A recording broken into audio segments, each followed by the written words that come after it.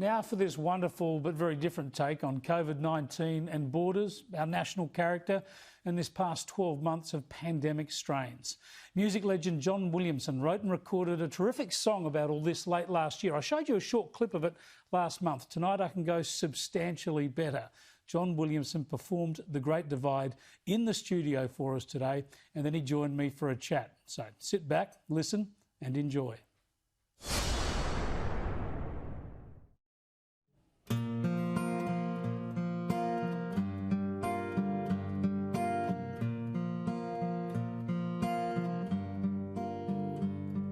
It's funny how you want to go when they say you got to stay at home. We're a land of nomads, born free to roam. I thought we were a country, but it seems we're 3 or 4. I can't go back to my hometown, 'cause it's against the law. It's funny how you want to go when they say you got to stay. Many people so close to me are now so far away. They're all south of the border. I'm not talking about Mexico. I'm talking about Australia, where inland rivers flow. You could call it the Great Divide, not talking about a range. Never in a nation's history has living been so strange.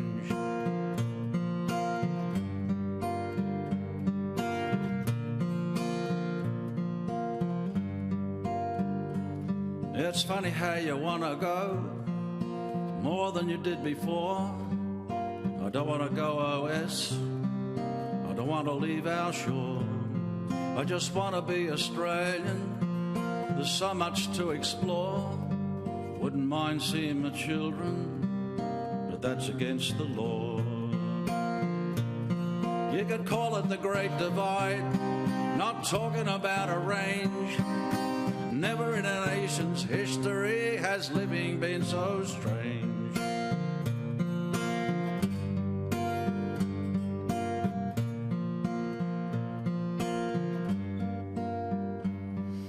Will it all be over in 2021? A good number for a birthday, a year for everyone. To celebrate the freedom of a land of sweeping plains, of rugged mountain ranges, of droughts and flooding rains, of wildflowers in the springtime, koalas in the trees, and brogues heading southward with the warming summer breeze. It's just a line on a map or a river running through. We should be just as free as the big red kangaroo. You could call it the Great Divide, not talking about a range. And never in a nation's history has living been so strange.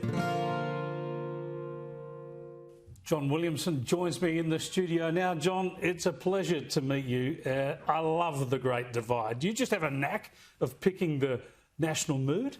Thanks, Chris. Well, it's how I write about how I feel, and I think I generally feel how Aussies feel, so how the rest of us.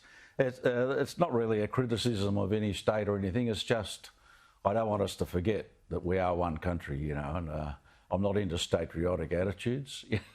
Yeah, I'm with you. I mean, I didn't think you'd want to get into politics. I do plenty of politics on this show, but the point is people will have their different views about decisions by various premiers and other politicians, but I think what you've tapped into is whether you agree with it or not, it's bloody hard having these hard borders thrown up around the country. Yeah, I'm hoping it'll make us appreciate that we are one country. That's the big victory of what Australia is now. The modern country is all one nation. It's not a whole lot of mobs all around the place. We're all one people now, and I think that's our strength, and that's our one of our greatest assets, I think. Have politicians, without naming names, have government decisions cut away at that by splitting us off into the states, stopping us travelling freely? Well, as I said, I'm not into state-riotic attitudes. I've tried to get the Macquarie Dictionary to adopt that word. Being state-riotic, I'm patriotic but not state-riotic, so they do get a bit carried away with their own states, but I guess that's what premiers, that's their job, I suppose. When I think of Hey True Blue, that song that we all know so well, it speaks to our Aussie spirit. But I think listening back to it again a couple of days ago, it's also a lament, isn't it? You're worried that maybe our Aussie spirit is diminishing. Yeah. How has our Aussie spirit gone during this COVID time? No, well, I think the spirit's still there, but as I said, it is a national thing, not a state thing. You know, the Aussie spirit. I mean, if a Queenslander or a Victorian or a West Australian are great at doing something, they're great Aussies, you know. And I think that's what we should remember. True Blue is really about just fair income, good people, you know, and caring about our country, caring about one another. True blue, is it me and you? Is it mom and dad? Is it a cockatoo? Is it standing by your mate when he's in a fight?